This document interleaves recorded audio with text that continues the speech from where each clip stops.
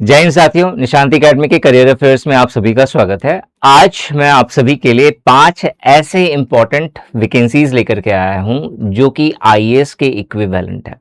ये उन स्टूडेंट्स के लिए है जो आईएएस अगर नहीं बन पा रहे हैं या फिर उन्हें लग रहा है कि यार आईएएस बनने का इरादा तो है, उसके जैसा रुतबा चाहिए, उसके जैसा अगर प्रेस्टीज मिल जाता, उसके जैसा पैसा और या पावर मिल जाता ना तो जीवन लगता है कि बस हो गया, बस अब जीवन में कुछ और नहीं पाना। बट प्रॉब्लम क्या आ जाती है ना, प्रिपरेशन जो स्ट्रैटेजी होती है, जो सिलेक्शन का जो प्रोसेस होता है वो इतना लेंदी है सिविल सर्विसेज एग्जाम का कि प्रीलिम्स तो क्वालिफाई करने का गट्स रखते हैं बहुत लोग, लेकिन उसके बाद जो मेंस का जो लेंदी प्रोसेस है, इवन लास्ट टाइम का जो पेपर हुआ है अनएक्सपेक्टेड क्वेश्चन, मतलब कुछ भी पूछ लिया, तो उस सिचुएशन पे अब एक चीज जो स्कॉलर्स करते हैं, स्कॉलर्स का मतलब हो गया जो बुद्धिमान, जो समझदार लोग करते हैं, वो ये कि वो सब्स्टिट्यूट ढूंढते हैं कि क्या कुछ ऐसा भी है जो आईएएस के इक्विवेलेंट है लेकिन उतना एफर्ट देने की जरूरत नहीं है। तो हाँ, 5 ऐसी वैकेंसीज मैं आपको इस वीडियो में बताऊंगा जहां पे रुतबा वही है, पावर वही है, पैसा वही है, बट यहां पे जो सिलेक्शन प्रोसेस है वो as compared to IAS civil services exam बहुत डाउन है। मतलब इतना डाउन है कि अगर आप ढंग से डेडिकेशन के साथ 4 से 6 महीने पढ़ लें, ढंग से डेडिकेशन के साथ अपना सिलेबस कवर कर लें, तो आप इन एग्जाम्स को बहुत ही आराम से निकाल सकते हैं। तरीका क्या होना चाहिए? सिलेबस समझना है, आपको चीजों को जानना है कि कहां पे क्या पूछा जा रहा है, क्या पढ़ना है, क्या छोड़ना है, और डेडिकेशन के साथ 4 से 6 महीना अपने पूरे जीवन काल में आपको देना है। उसके बाद जब तक 60 साल 70 साल नहीं हो जाएगा ना, तब तक आपको सोचना नहीं है कुछ भी। उसके बाद सोचोगे बस अपने शरीर के लिए सोचोगे और तो कुछ नहीं। ठीक है, तो यहाँ पे मैं बात करने वाला हूँ, पूरा अच्छा से वीडियो देखना, हर एक पोस्ट को समझना, आप किसके लिए एलिजिबल हैं, कहाँ पे फिट बैठते हो, और उसके बाद ढंग से प्रिपरेशन अपना स्टार्ट कर देना। कहीं पे भी डाउट हो, कहीं पे भी गाइडेंस चाहिए, मेरा व्हाट्सएप नंबर आपको स्क्रीन पे दिख रहा है, आप इस पे डायरेक्टली मुझसे बात कर सकते हो। चलो स्टार्ट करते हैं। सबसे पहले बात करें तो सबसे पहला और जो सबसे इंपॉर्टेंट है वो है यूपीएससी एपीएफसी का नोटिफिकेशन। ये आ चुका है नोटिफिकेशन, सबसे प्लस पॉइंट है। और एपीएफसी यानी कि असिस्टेंट प्रोविडेंट फंड कमिश्नर की ये जॉब होगी, और इसका जो मेन सेंटर होता है वो दिल्ली में लगता है। ठीक है, इसके अलावा ऑल ओवर इंडिया भी, पैन इंडिया बेसिस पे भी इसकी पोस्टिंग होती है, लेकिन सेंट्रल गवर्नमेंट जॉब है। ईपीएफओ ऑर्गेनाइजेशन के अंदर आप कमिश्नर बनते हैं, और इसके लिए आप बोलोगे सर इतनी बड़ी पोस्ट है तो कुछ अलग क्वालिफिकेशन होगा, तो सिंपल ग्रेजुएशन डिग्री मांगी जाती है यहाँ पे। Graduation in any discipline from a recognised university of और इक्विवेलेंट ऑल ओवर इंडिया। मतलब आप इंडिया में कहीं से भी अगर आपने ग्रेजुएशन करा है, जैसे सरकार पहचानती है कि हाँ ये यूनिवर्सिटी है या ये कॉलेजेस है, तो फिर जो है आप इफिशियंट है, आप एलिजिबल है। एज लिमिट की बात करें तो जनरल या ईडब्ल्यूएस कैटेगरी के लिए 35 साल एज लिमिट है। ओबीसी के लिए नॉर्मल केस में 38 साल है, 3 साल का एज रिलैक्सेशन है। लेकिन अगर आप पीडब्ल्यूबीडी ओबीसी कैंडिडेट हैं तो आपको एक्स्ट्रा 5 साल का रिलैक्सेशन मिलेगा। एससी एसटी की केस में 40 साल है, ठीक है, 5 साल का एक्स्ट्रा एज रिलैक्सेशन मिलेगा अगर आप पीडब्ल्यूबीडी एससी या एसटी कैटेगरी के से बिलोंग करते हैं। अगर आप नॉर्मल या जनरल पीडब्ल्यूबीडी कैटेगरी में आते हैं तो 45 साल यहाँ पे एज क्राइटेरिया बोला गया है। सैलरी आपका जो बेसिक पे है वो 56,100 है। अब बोलोगे सर 56,100 नहीं, 56,100 बेसिक पे है। इसके अंदर अलाउंस ऐड होते हैं, भत्ता ऐड होता है, और उन भत्ताओं को जब अब ऐड करेंगे तो जो ग्रॉस सैलरी निकल के आएगी वो अप्रोक्सीमेटली 1.25 के आसपास आएगी, 1.25 लाख। मतलब आप देखोगे 1.25 लाख के आसपास यहाँ पे स्टार्टिंग सैलरी होती है।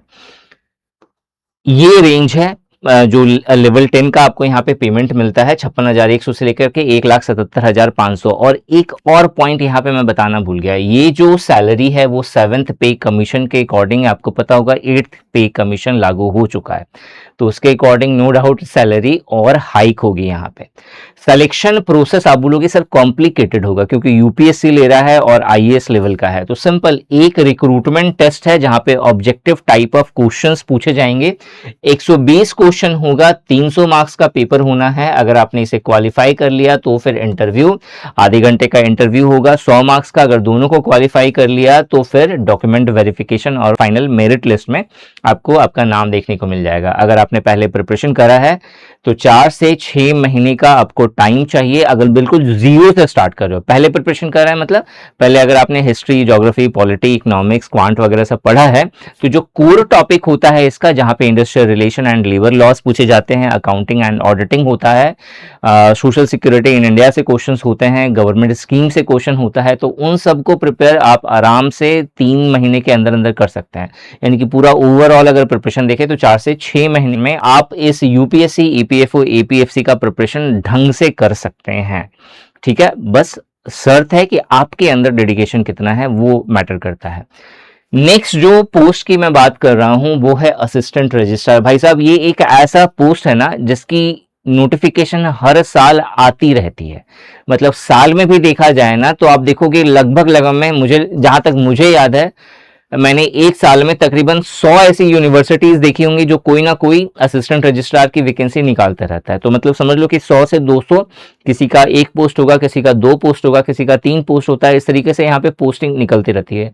तो आप बोलोगे सर एक पोस्ट सिर्फ एक यूनिवर्सिटी का? तो बिल्कुल, अगर आप गवर्नमेंट का हायरार्चिकल स्ट्रक्चर समझेंगे ना तो इस तरीके से पिरामिड होता है, जिसमें टॉप मोस्ट पोजीशन पे मेन लीडर होता है और नीचे में जो है सबऑर्डिनेट होता है उसका, ऐसे। तो जब आप देखेंगे, जैसे मान लो सबसे नीचे का स्टेज, यहाँ पे सबसे ज्यादा कर्मचारी होते हैं, लाखों कर्मचारी होते हैं, तो यहाँ पे वैकेंसी हमेशा ज्यादा होगी। टॉप मोस्ट पोजीशन मतलब जो एडमिनिस्ट्रेशन वाला जो डिपार्टमेंट हो गया, जो बॉस हो गया, उसकी संख्या हमेशा कम होगी। अब ये आपका एप्टीट्यूड है, आपका एटीट्यूड है कि आपको यहां जाना है कि यहां जाना है। अगर यहां जाना है तो ऑब्वियस है कि आप वैकेंसी की संख्या देखेंगे। भाई अगर 1 लाख वैकेंसी रहेगी ना तब जाकर के हम अप्लाई करेंगे, तब हमारा सिलेक्शन हो सकता है। ये आप पर डिपेंड करता है। अगर आपका एटीट्यूड है कि मेरे को बॉस बनना है, मेरे को लीड करना है, मेरा एटीट्यूड ही वैसा है, तो फिर आप वहां जाओगे जहां पे कंपटीशन कम है, जहां पे वैकेंसीज भले ही कम है लेकिन प्रिपरेशन का तरीका अलग है। आपको कुछ ना कुछ एक वैल्यू एडिशन होगा अपने लाइफ में यहां पे, तब जाकर के आप उस लेवल पे आएंगे। तो ये सब वैसी ही पोस्ट है। ठीक है, क्वालिफिकेशन इसके लिए मास्टर डिग्री मांगी जाती है विद 55% मार्क्स। अगर आपने मास्टर डिग्री करा है 55% मार्क्स के साथ किसी भी सब्जेक्ट में, तो फिर आप अप्लाई कर सकते हैं। जनरल कैटेगरी में जो एज लिमिट होती है वो 40 साल, कुछ यूनिवर्सिटीज 45 साल और कुछ यूनिवर्सिटी 50 साल भी बोलती हैं। अगर आप ओबीसी की कैटेगरी से बिलोंग करते हैं, नॉन क्रीमी लेयर, तो उस केस में आपको 3 साल का एज रिलैक्सेशन मिलता है। एससी एसटी की कैटेगरी से बिलोंग करते हैं तो 5 साल का एज रिलैक्सेशन है। सैलरी की बात करें तो बेसिक पे वही है 56,100, यानी कि आपका स्टार्टिंग सैलरी 1.25 लाख के आसपास बनेगा।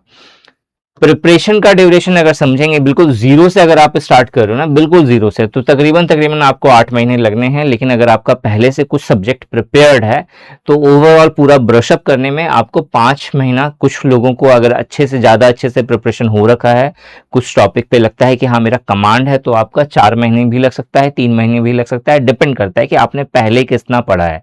तो उसके अकॉर्डिंग जो है आप 5 से 8 महीने के प्रिपरेशन में जो है आप इस एग्जाम को क्वालिफाई करने लायक बन सकते हैं। नेक्स्ट हम लोग बात करते हैं, जो नेक्स्ट इंपॉर्टेंट है वो है सीबीएसई असिस्टेंट सेक्रेटरी। इसकी 2-3 पोस्ट होती हैं अलग अलग डिपार्टमेंट के अकॉर्डिंग, जो आप देखेंगे कि हर साल लगभग में आता रहता है। हो सकता है कि कभी किसी साल में गैप आ जाए, लेकिन कभी असिस्टेंट सेक्रेटरी जनरल, कभी असिस्टेंट सेक्रेटरी एडमिन कैडर, इस तरह से जो है बहुत सारे डिपार्टमेंट के निकलते रहते हैं। ये भी ग्रुप ए लेवल की जॉब होती है। पोस्ट जो है यहाँ पे असिस्टेंट सेक्रेटरी का है, बैचलर डिग्री मांगी जाती है या सिंपल ग्रेजुएशन बोला जाता है। यूआर कैटेगरी के केस में 35 साल एज लिमिट है। अगर आप ओबीसी नॉन क्रीमी लेयर से बिलोंग करते हैं तो 3 साल का आपको एज रिलैक्सेशन मिलता है, यानी 38 साल। एससी एसटी की कैटेगरी में से अगर आप बिलोंग करते हैं तो 40 साल का एज लिमिट है। अगर आप विमेन हैं तो आपको 45 साल एज लिमिट बोला गया है लास्ट नोटिफिकेशन के अकॉर्डिंग, जो पिछले साल आया था। ठीक है, अगर आप पीडब्ल्यूबीडी कैंडिडेट हैं और यूआर से बिलोंग करते हैं तो उस केस में आपको 45 साल का आपको यहाँ पे एज रिलैक्सेशन मिलता है। लेकिन अगर आप पीडब्ल्यूबीडी और जो है रिजर्व कैटेगरी से बिलोंग करते हैं तो आई थिंक 50 साल उसके लिए एज लिमिट है। बेसिक पे अगेन 56,100 है, यानी कि लगभग में स्टार्टिंग सैलरी आपकी वही 1,15,00,000 के आसपास बनती है। सिलेक्शन प्रोसेस में सबसे पहले एक प्रीलिम्स का पेपर होता है, उसे क्वालिफाई करेंगे तो मेंस का पेपर होगा। अब यहाँ पे मेंस में डरना नहीं है कि सीएसई जैसा मेंस है, सीएसई जैसा मेंस नहीं होता है। यहाँ पे आपने 9, 10, 11, 12 में अगर किसी बड़े डिस्क्रिप्टिव क्वेश्चंस का आंसर लिखा होगा, जैसे हिस्ट्री में बताओ कि बाबर किस तरीके से जो है इंडिया पे आक्रमण करा था, अपने शब्दों में लिखे, तो उसी टाइप के क्वेश्चंस यहाँ पे पूछे जाते हैं। ठीक है, आप सीएसई के बिल्कुल सिमिलर मत समझिएगा, उतना टिपिकल ये मेंस नहीं होता है। तो आप इसे क्वालिफाई कर सकते हैं। इसके बाद इंटरव्यू है, उसके बाद फाइनल मेरिट लिस्ट में आपका नाम आ जाएगा। प्रिपरेशन की ड्यूरेशन 4 से 5 महीने की होती है। यहाँ पे जो प्रीलिम्स और मेंस के अंदर में लगभग में सेम टॉपिक्स कवर करने हैं, बस यहाँ पे ऑब्जेक्टिव टाइप ऑफ क्वेश्चंस पूछेगा, यहाँ पे उसी का डिस्क्रिप्टिव टाइप ऑफ क्वेश्चन पूछेगा। नेक्स्ट बात करें, नेक्स्ट है मेरा यूपीएससी सीएलईओ। सीएलईओ यानी कि सेंट्रल लेबर एनफोर्समेंट ऑफिसर। इसके अंदर बहुत सारे आई थिंक 3 या 4 अलग अलग पोस्ट होती हैं, लेकिन इसमें जो मोस्ट चार्मिंग होता है वो होता है एएलसी का। एएलसी यानी कि असिस्टेंट लेबर कमिश्नर की वैकेंसी। असिस्टेंट लेबर कमिश्नर की वैकेंसी ये हर साल नहीं आती है, लास्ट 2021 में आया है, तो अब चांसेस है कि ये नोटिफिकेशन आएगा। कब आएगा ये यूपीएससी ने अभी तक रिवील नहीं करा है, तो आप इसका प्रिपरेशन करना शुरू कर सकते हो, क्योंकि ये कभी भी आ सकता है। तो एटलीस्ट जो है अगर आपने पहले प्रिपरेशन करा है तो आपको 4 से 6 महीने का आपको टाइम ड्यूरेशन चाहिए। बिल्कुल जीरो से अगर आप स्टार्ट कर रहे हो, आपको कुछ नहीं पता, तो आपको एटलीस्ट 8 महीने तो देने पड़ेंगे अगर आप इसको क्वालिफाई करना चाहते हैं। तो क्वालिफिकेशन में आपसे ग्रेजुएशन मांगा जाता है, किसी भी अगर आपने फील्ड में ग्रेजुएशन करा है, प्लस डिप्लोमा 1 साल का मांगा जाता है। ये डिप्लोमा जो है अलग अलग कैटेगरी में है, जिसमें से मेन अगर देखा जाए तो industrial relation and labour laws होते हैं। दूसरा जो है एचआर ह्यूमन रिसोर्सेस से अगर आपने 1 साल का डिप्लोमा करा है, पोस्ट ग्रेजुएट डिप्लोमा, तो फिर जाकर के आप एलिजिबल हैं। इसके अलावा जो है सोशल रिलेशंस अगर आपने करा हुआ है तो फिर जो है आप एलिजिबल हैं। इसके अलावा कुछ और क्राइटेरिया है इसकी, जैसे अगर आपने एलएलबी करा है तो उस केस में आपको डिप्लोमा करने की जरूरत नहीं पड़ेगी, बट आपका एलएलबी में जो है एक सब्जेक्ट इंडस्ट्रियल रिलेशन या लेबर लॉज होना चाहिए। तो इस तरह से बहुत सारी क्राइटेरिया है। इसके ऊपर में मैंने डेडिकेटेड वीडियो बनाया है, जो आपको निशांत एकेडमी यूट्यूब चैनल पे जाकर के मिल जाएगा। मैं उसका लिंक पिन करवा दूंगा कमेंट सेक्शन में, आप उसे एक बार जरूर देख लेना अगर आप इंटरेस्टेड हैं तो। एलएलबी अगर आपने करा है तो आपके लिए ये बहुत ही बड़ी अपॉर्चुनिटी है। अगर आपने एलएलबी करा है तो समझ लो कि एक ऐसी अपॉर्चुनिटी है जो बहुत कम लोग जानते हैं। और ये जो मैं बता रहा हूं ना, एएलसी असिस्टेंट लेबर कमिश्नर, ठीक है, ये सेंट्रल गवर्नमेंट का होता है। इसी तरीके से आप अगर इसका प्रिपरेशन एक बार कर लेते हैं तो स्टेट भी अपना लेबर ऑफिसर निकालता रहता है, उसका वैकेंसी तो कहीं ना कहीं आपका हो जाएगा। 1 साल में देखा जाए तो कोई ना कोई स्टेट निकालता रहता है, और इसमें ऐसा क्राइटेरिया नहीं है कि आप उसी स्टेट के होने चाहिए। तो मतलब आपने एक बार प्रिपरेशन कर लिया तो कहीं ना कहीं आपका हो जाएगा अगर आप ढंग से प्रिपरेशन करते हैं तो। ठीक है, एज क्राइटेरिया अगर देखा जाए यूआर और ईडब्ल्यूएस की कैटेगरी में, यहाँ पे आपका 30 ईयर्स मैक्सिमम एज लिमिट होता है। ओबीसी और एनसीएल के केस में जो है यहाँ पे 33 ईयर्स एज लिमिट होता है। SC ST की बात करें तो 5 साल का आपका एज रिलैक्सेशन मिलता है, 35 ईयर्स एज लिमिट होता है। ये थोड़ा सा गड़बड़ है यहाँ पे, ये चीज यहाँ पे गलत है। अगर आप यूआर हैं तो 35 ईयर्स एज लिमिट होता है, मतलब जो एज का क्राइटेरिया है वो बिल्कुल एपीएफसी के अकॉर्डिंग है। यहाँ पे जो मतलब एपीएफसी का क्राइटेरिया होता है, same criteria, same age relaxation आपका एएलसी या सीएलईओ सेंट्रल लेबर एनफोर्समेंट ऑफिसर का होता है। तो यही सेम एज क्राइटेरिया है। यहाँ पे ये चीज बाय मिस्टेक हो गया है, ठीक है, टाइपिंग एरर है इस पे, इसके लिए मुझे माफ कर देना। ठीक है, ये चीज यहाँ पे गलत है। 35 ईयर्स जो है नॉर्मल एज क्राइटेरिया है। बेसिक पे की बात करें तो 44,900 का यहाँ पे बेसिक पे है, यानी कि ऑन एन एवरेज अगर देखा जाए तो यहाँ पे भी आपका 1 लाख के आसपास लमसम अमाउंट आपको स्टार्टिंग सैलरी मिलती है। सिलेक्शन प्रोसेस में सबसे पहले एक रिक्रूटमेंट टेस्ट होगा, जो कि सिमिलर होता है एपीएफसी के। सिलेबस थोड़ा सा डिफरेंट है, यहाँ पे सब्जेक्ट यहाँ पे कम पढ़ने हैं। उसके बाद जो है आपका डॉक्यूमेंट वेरिफिकेशन होगा, फिर आपका इंटरव्यू होगा। प्रिपरेशन के ड्यूरेशन की बात करें तो आपका 6 से 6 महीने के आसपास का जो है आपका टोटल टाइम लगना है, जिसमें आप इसका प्रिपरेशन कर सकते हैं। लास्ट जो इंपॉर्टेंट नोटिफिकेशन है वो है मेरा डीडीए या DSSB नायब तहसीलदार एंड पटवारी की। नायब तहसीलदार थोड़ा सा टॉप लेवल की पोस्ट हो गई, उससे एक पोस्ट डाउन होता है पटवारी का। तो इन दोनों का सिलेबस ऑलमोस्ट सेम होता है और दिल्ली के अंदर इसकी वैकेंसीज आती रहती है। कभी डीडीए ने निकाला, कभी डी ट्रिपल एस बी ने निकाला, ये सीन चलता रहता है यहाँ पे। जैसे लास्ट टाइम डीडीए ने निकाला था, अभी डी ट्रिपल एस बी ने निकाला है, अभी पटवारी का निकला है। बहुत जल्द आपको नायब तहसीलदार की भी वैकेंसी देखने को मिलेगी। यहाँ पे भी ग्रेजुएशन मांगा जाता है। सब्जेक्ट थोड़ा सा डिफरेंट है, मतलब जो कॉमन सब्जेक्ट है वो तो पढ़ना ही है, लेकिन दिल्ली के लॉज वगैरह सब भी आपको मालूम होना चाहिए, वो भी लैंड से रिलेटेड। क्योंकि पटवारी हो गया या नायब तहसीलदार हो गया, ये लैंड के मेजरमेंट से जुड़े हुए ऑफिसर्स होते हैं, लैंड डिस्प्यूट्स को रिजॉल्व करते हैं। तो ऑब्वियस है कि आपको लैंड से जुड़े हुए जितने भी लॉज हैं, रूल्स हैं, वो आपको पता होने चाहिए। एज लिमिट की बात करें तो यूआर या ईडब्ल्यूएस के केस में यहाँ पे 30 इयर्स एज लिमिट होता है, ओबीसी एनसीएल के केस में 33 है, एससी एसटी के केस में 35 है और पीडब्ल्यूबीडी कैंडिडेट के केस में यहाँ पे 40 साल एज रिलैक्सेशन होता है। यहाँ पे बेसिक पे की बात करें तो 35,400 से यहाँ पे स्टार्टिंग सैलरी है, यानी अप्रोक्सीमेटली 70,000 के आसपास आपको यहाँ पे स्टार्टिंग सैलरी देखने को मिलती है। यहाँ पे सिलेक्शन प्रोसेस में पहले टीयर 1 होगा, उसे क्वालिफाई करने के बाद फिर टीयर 2 होगा, टीयर 2 के बाद जो है डॉक्यूमेंट वेरिफिकेशन होगा, फिर फाइनल मेरिट लिस्ट बनेगा। ठीक है, इसकी प्रिपरेशन में भी आपको 4 से 6 महीने का समय, ठीक है, डिपेंड करता है आपने कितना प्रिपरेशन करा हुआ है। तो ये ऑन एन एवरेज यहाँ पे बोला गया है 4 से 5 मंथ का समय लगता है, बट ये आप पर है एक्चुअल में कि आपकी इफिशिएंसी किस तरीके से है, ये चीज कोई बता नहीं सकता। ये आपके डेडिकेशन पर डिपेंड करता है कि आप कितने अच्छे से प्रिपरेशन करते हो। अगर आप बिल्कुल मतलब कभी जब मन किया तब पढ़ लिया, फिर जब मन करा उतने दिन छोड़ दिया, अगर इस तरह से प्रिपरेशन करोगे तो हो सकता है कि 10 साल में भी आपका प्रिपरेशन ना हो। तो डिपेंड करता है ना कि आप कैसे पढ़ रहे हैं, उसके अकॉर्डिंग ये 5 इंपॉर्टेंट जो है नोटिफिकेशन है जिसके लिए आप चाहें तो आप अप्लाई कर सकते हैं, जिसमें यूपीएससी एपीएफसी का ऑलरेडी जो है रिक्रूटमेंट नोटिफिकेशन आ चुका है यूपीएससी की साइट पर। 22 अगस्त से इसका एप्लीकेशन प्रोसेस स्टार्ट होगा, 1 महीने तक चलेगा। और अगर आप डेडिकेशन के साथ इन एग्जाम्स का प्रिपरेशन करना चाहते हैं तो निशांत ई एकेडमी बेस्ट सोर्स है जिसके द्वारा आप प्रिपरेशन कर सकते हैं।